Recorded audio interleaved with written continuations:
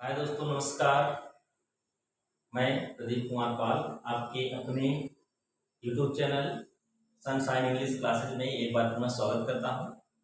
दोस्तों, कुछ जैसा कि हम लोग पढ़ रहे थे कल से प्रेजेंट इंडेफिनिट टेंस का इंट्रोगेटिव सेंटेंस में हमने बताया था दो टाइप के।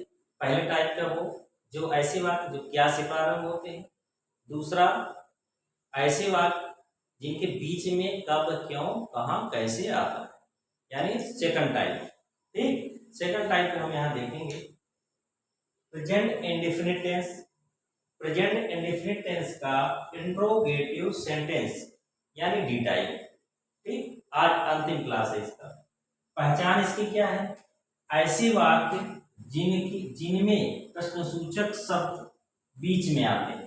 कहाँ आते हैं? ऐसे वाक्य जिनमें प्रश्नसूचक शब्द क्या, क्यों, कब, कैसे आदि वाक्य के बीच में आते हैं। ये पहचान प्रेजेंट इंडेफिनिट टेंस के इंट्रोगेटिव सेंटेंस के सेकंड टाइप की पहचान है। ऐसे वाक्य जिनमें प्रश्नसूचक शब्द वाक्य के बीच में आए। ठीक, तो यहाँ देखेंगे नियम क्या हमारा रहेगा, इसको हल करने का नियम क्या है। ऐसे वाक्यों में सर्वप्रथम प्रश्नसूचक शब्द की अंग्रेजी लिखते हैं। क्या लिखते हैं? ऐसे वाक्यों में सर्वप्रथम प्रश्नसूचक शब्द की अंग्रेजी कर्ता के अनुसार, यदि कर्ता एक वचन का है तो डज, बहुवचन का है तो डू का प्रयोग करते हैं, का प्रयोग किया जाता है। ठीक, यानी ऐसे वाक्यों में हम देखेंगे कर्ता के अनुसार वो क्या है, सिंगुलर नंबर है तो डज का प्रयोग और प्लूरल नंबर है तो डू का प्रयोग। यानी कर्ता एक वचन का है तो डू, डज, और बहुवचन का है तो डू का प्रयोग करेंगे। ठीक, अब ऐसे देखेंगे हम सर्वप्रथम क्या करेंगे, सर्वप्रथम हम क्या शब्द की अंग्रेजी लिखते हैं, किसकी? जैसे बीच में जो शब्द आते हैं प्रश्नसूचक, सर्वप्रथम हम उसकी अंग्रेजी लिखते हैं इसमें। जैसे यहाँ हम देखते हैं, यहाँ लिखा है ना, ऐसे वाक्यों में सर्वप्रथम प्रश्नसूचक शब्द की अंग्रेजी लिखेंगे। इसके बाद कर्ता के अनुसार हमें हेल्पिंग वर्ब का यूज करना है। जैसे यहाँ आ गए क्वेश्चन, सर्वप्रथम क्वेश्चन मार्क, हमने एक फार्मूला सेट किया है। क्या है? एक फार्मूला है। ये फार्मूले में सर्वप्रथम क्या लिखेंगे, क्वेश्चन मार्क जो उसमें पूछा जाएगा उसकी अंग्रेजी। इसके बाद प्लस हेल्पिंग वर्ब लिखेंगे कर्ता के अनुसार, सिंगुलर प्लूरल कौन सा है उसके अनुसार। फिर लिखेंगे सब्जेक्ट, कर्ता क्या है, फिर मेन वर्ब मुख्य क्रिया, इसके बाद ऑब्जेक्ट यानी कर्ता। ठीक, यहाँ हमने उदाहरण दिया है, जैसे देखते हैं सीता आज गीत क्यों गाती है। सीता आज गीत क्यों गाती है। अब यहाँ हम देखेंगे सीता क्या है, सिंगुलर नंबर, लेकिन सर्वप्रथम लिखेंगे क्या, हम क्यों शब्द की अंग्रेजी लिखेंगे। ठीक, क्यों शब्द की अंग्रेजी यानी वाई। अब हम देखेंगे सीता क्या है, सीता सिंगुलर नंबर है, एक वचन है, हम सहायक के लिए डज का प्रयोग करेंगे तो लिखेंगे वाई डज। अब सब्जेक्ट लिखेंगे, सब्जेक्ट कौन है, सीता, यानी कर्ता Sita. Why does Sita sing the song today. Sita आज गीत क्यों गाती है। वाई डज सीता सिंग, ये क्या हो गया, मेन वर्ब हो गया। द सॉन्ग टुडे, ये क्या हो गया, ऑब्जेक्ट हो गया। यानी इसकी अंग्रेजी के अवसर हम क्यों की लिखिए, इसका हो गया सीता आज गीत क्यों गाती है। Why does Sita sing the song today. ठीक, अगला देखेंगे एग्जाम्पल, तुम रोज बाजार कब जाते हो। क्वेश्चन मार्क, तुम रोज बाजार कब जाते हो। सर्वप्रथम इसके अनुसार क्या लिखेंगे, प्रश्नसूचक शब्द की अंग्रेजी लिखेंगे। प्रश्नसूचक शब्द क्या है, इसमें क्यों है। ठीक, क्यों है तो सर्वप्रथम लिखेंगे व्हेन, WHEN, व्हेन। अब देखेंगे कर्ता क्या है, तुम है, तुम यानी प्लूरल नंबर में आता है बहुवचन में, इसके साथ हेल्पिंग वर्ब डू का प्रयोग करेंगे। व्हेन डू यू तुम, गो टू मार्केट डेली, तुम रोज बाजार कब जाते हो। व्हेन हेल्पिंग वर्ब लिखेंगे, फिर यू क्या है, सब्जेक्ट है, ये क्या है, मेन वर्ब है। टू मार्केट डेली क्या हो गई, आपका ऑब्जेक्ट हो गया। यानी इस फार्मूले में पूरा फिट बैठा। ठीक, अब आते हैं, ये हो गया हमारा क्या है, पॉजिटिव सेंटेंस में, इंट्रोगेटिव का पॉजिटिव सेंटेंस में। अब यहाँ हम लेते हैं नियम नंबर 2 आगे, ये है नियम नंबर 2।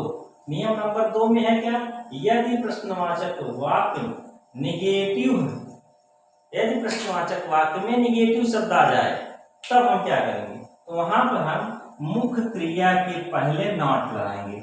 क्या लगाएंगे, मुख्य क्रिया के पहले नॉट का प्रयोग करेंगे। जैसे यहाँ भी हमने एक फार्मूला दे दिया है, ये फार्मूला है, देखो इसको आप क्वेश्चन मार्क की अंग्रेजी शब्द हम लिखेंगे, कौन सा क्वेश्चन मार्क बीच में आ रहा है। इसके बाद हेल्पिंग वर्ब लिखेंगे, कर्ता के अनुसार हेल्पिंग वर्ब क्या आएगी, प्लूरल है, सिंगुलर कर्ता है, उसके अनुसार ये सब्जेक्ट आपका कर्ता। इसके बाद नॉट लगाना है हमें, नॉट, फिर मेन वर्ब, फिर ऑब्जेक्ट। ठीक, अब उदाहरण देख लेते हैं, एग्जाम्पल इसमें, तुम आज स्कूल क्यों नहीं जाते हो, तुम आज स्कूल क्यों नहीं जाते हो। यहाँ देखिए वाई, ये क्यों में, क्यों की मीनिंग क्या हो, वाई, हमने लिखा वाई।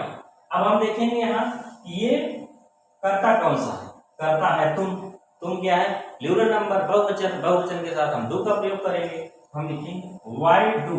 अब लिखेंगे हम क्या, सब्जेक्ट, सब्जेक्ट है, सब्जेक्ट यू यानी कर्ता, कर्ता हो गया यू। अब इन दोनों के बीच में यानी सब्जेक्ट और मेन वर्ब बीच में हमें नॉट लिखना है, निगेटिव फॉर्म में है। ठीक, तो हम लिखेंगे नॉट गो, नॉट हो गया, गो मेन वर्ब हो गया, टू स्कूल टुडे ये क्या हो गया आपका, ऑब्जेक्ट हो गया यानी कर्म हो गया। ठीक, एक उदाहरण। दूसरे एग्जाम्पल में आते हैं, वह रोज गणित क्यों नहीं पढ़ता, वह रोज गणित क्यों नहीं पढ़ता। आइए देखिए, अब हम देखेंगे क्यों की अंग्रेजी पहले लिखेंगे, ये लिखा है वाई। अब देखेंगे वह क्या है, वह है सिंगुलर नंबर, इसके साथ हेल्पिंग वर्ब कौन सी प्रयोग करेंगे, डज की, वाई डज ही। अब क्या हो गया आपका, ये ही, ये सब्जेक्ट हो गया, नॉट, मेन वर्ब पढ़ता है, रीड, क्या नहीं पढ़ता है, मैथमेटिक्स नहीं पढ़ता, मैथमेटिक्स, ये क्या हो गई, ऑब्जेक्ट हो गया, यानी वह रोज गणित क्यों नहीं पढ़ता है, why does he not read mathematics. तीसरा एग्जाम्पल हम देखते हैं, मीरा आम कब नहीं खाती, मीरा आम कब नहीं खाती है। आते हैं देखते हैं, मीरा, ये मीरा है। अब पहले प्रश्नवाचक शब्द क्या होंगे, प्रश्नवाचक शब्द क्या है, कब, पहले लिखेंगे तब व्हेन। मीरा क्या है, सिंगुलर नंबर है, सिंगुलर नंबर के साथ एक वचन का कर्ता, एक वचन है, कर्ता क्या है, सिंगुलर नंबर है, तो प्रयोग करेंगे क्या, हेल्पिंग वर्ब डज का प्रयोग करेंगे। आ जाएंगे व्हेन डज, व्हेन डज, इसके बाद सब्जेक्ट हमारा है मीरा, मीरा लिखिए, नॉट लिखिए, इसके बाद ईट, ईट मीन्स खाना, द मैंगो आम, मीरा आम कब नहीं खाती है, when does Meera not eat the mango. दोस्तों आज की क्लास में बस इतना ही। आपको कैसा लगा हमारा वीडियो कमेंट जरूर करिएगा, और हाँ दोस्तों चैनल को सब्सक्राइब करिए, लाइक करिए और शेयर करिए, कमेंट जरूर करिए कैसा लग रही है हमारे वीडियो। ठीक है, बहुत बहुत धन्यवाद आपको।